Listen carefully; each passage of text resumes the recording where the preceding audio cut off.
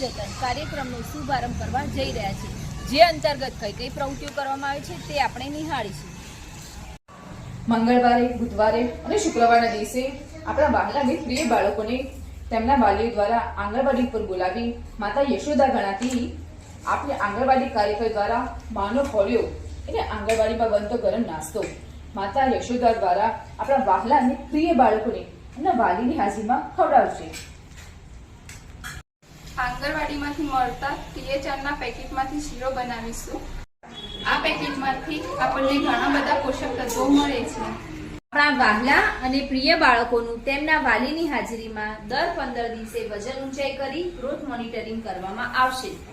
બાળકોને હળવી કસરત થાય એ પ્રમાણે વિવિધ બહારની મુક્ત રમતો કરાવવામાં આવે છે। આવો આપણે વહાલા અને પ્રિય બાળકોનું સાથે મળી પોષણ મૂલ્ય સુધારીએ।